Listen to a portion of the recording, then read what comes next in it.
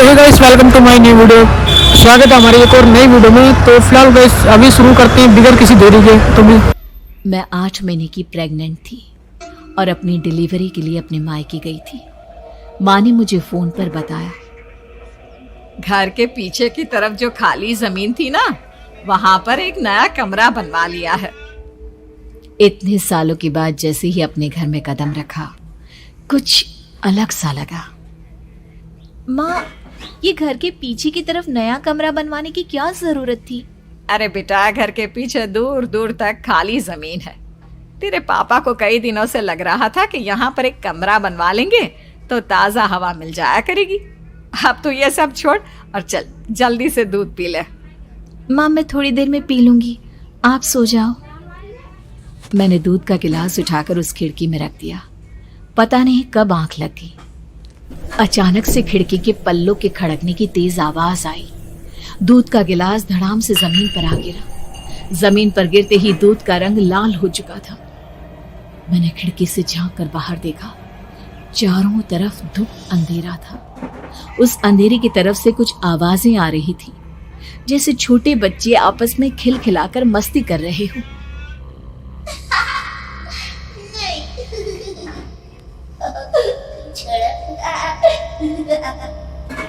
इतनी रात को इतने घनघोर अंधेरे में बच्चों की आवाज कैसे आ रही है? घड़ी में वक्त देखा तो ठीक 12 बजे थे। देखकर मैं सन्न रह गई। बुरी आत्माओं और भूतों की कई कहानियां मैं सुन चुकी थी। वक्त भी कुछ ऐसा ही था। ऊपर से मैं प्रेग्नेंट। सुना था कि ऐसे वक्त में अक्सर बुरी आत्माएं औरतों का पीछा करती है, तो क्या मेरे पीछे भी? पसीने से तरबतर बड़ी मुश्किल से, जैसे कांपते हाथों से मैंने उस खिड़की को बंद किया। जल्दी से जल्दी उस कमरे से बाहर निकलकर माँ के पास जाने के बारे में सोचा, लेकिन जैसे ही दरवाजे की तरफ पलटी, लगा कोई साया हवा की स्पीड से दरवाजे के सामने से गुजर गया। मेरे गले में अटक कर रह गई। मैं जोर से चीख कर माँ को बुलाना चाहती थी, लेकिन वो आवाज खुद मेरे कानों तक नहीं पहुंच पा रही थी। तो माँ तक कैसे पहुंचती? खिड़की के पल्ले एक बार फिर तेज हवा के झोंके से धड़ाम करके खुल गया और पूरी ताकत से मैं चीख पड़ी। जानती थी मेरी चीख की आवाज सुनकर कुछ ही सेकंड में माँ वहां पहुंच जाएगी, लेकिन ऐसा कुछ हुआ ही नहीं। मेरा कलेजा डर के मारे फटा जा रहा था। आखिर माँ ने मेरी आवाज क्यों नहीं सुनी? इतनी गहरी नींद में तो माँ कभी नहीं सोती। ठीक पीछे खुली हुई वो खिड़की। मुझ में इतनी ताकत नहीं बची थी कि मैं पलटकर उस तरफ देख भी सकूं। हवा का एक सनसनाता हुआ झोंका उसी वक्त मेरे कानों से आकर टकराया। लगा जैसे किसी ने दबी हुई आवाज में धीरे से मुझसे कहा, चली जाओ यहाँ से। मैंने दोनों हाथ अपने कानों पर रख लिए और एक बार फिर ताकत लगाकर जोर से चीखने की कोशिश की। माँ! पापा!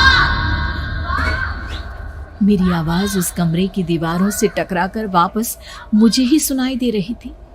जितनी ताकत के साथ मैंने चीखने की कोशिश की थी, कुछ ही देर बाद उससे कहीं ज्यादा तेज और दर्दनाक चीख मुझे सुनाई देने लगी।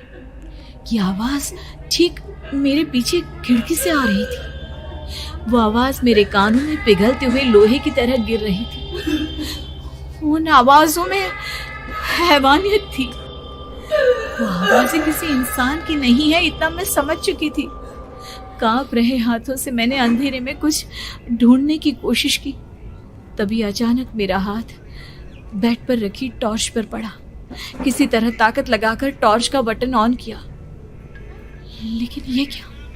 सामने दरवाजे पर 3 छोटी लड़कियां खड़ी हुई थी। उनके हाथ में स्टील के चमचमाते हुए चाकू थे। मैं घबराकर लड़खड़ाई और पीछे की तरफ हटी, लेकिन तब तक वो मेरे पास आ चुकी थी। उनकी गर्दन टेढ़ी थी और उनके हाथों के वो चाकू मेरे पेट को निशाना बनाने को तैयार। मैं जोर से चीखी, नहीं, छोड़ दो मेरे बच्चे को, मत मारो, मत मारो, छोड़ दो मेरे बच्चे को। सोनाली, सोनाली, क्या हुआ बेटा? तू इतनी डरी हुई क्यों है? उठ बेटा, क्या हुआ? हड़बड़ाकर मैंने अपनी आंखें खोली। देखा तो दिन निकल आया था। माँ मुझे जगा रही थी। मेरा चेहरा पूरा पसीने से लथपथ था।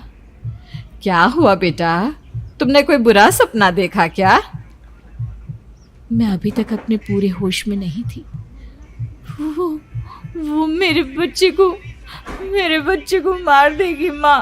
वो लड़की मेरे बच्चे को। मैंने घबराकर अपने पेट को छुआ। सब कुछ ठीक था। और वो दूध जो रात को यहाँ पर गिर गया था, उसका रंग लाल हो गया था। माँ ने हंसते हुए दूध का गिलास मुझे दिखाया। तुमने दूध पिया ही नहीं, पूरा का पूरा ऐसे ही रखा हुआ है। तुमसे कहा था ना सोनाली, सेहत के लिए लापरवाही ठीक नहीं बेटा। लेकिन मैंने तो सब कुछ अपनी खुली आंखों से देखा था। ये सपना कैसे हो सकता है?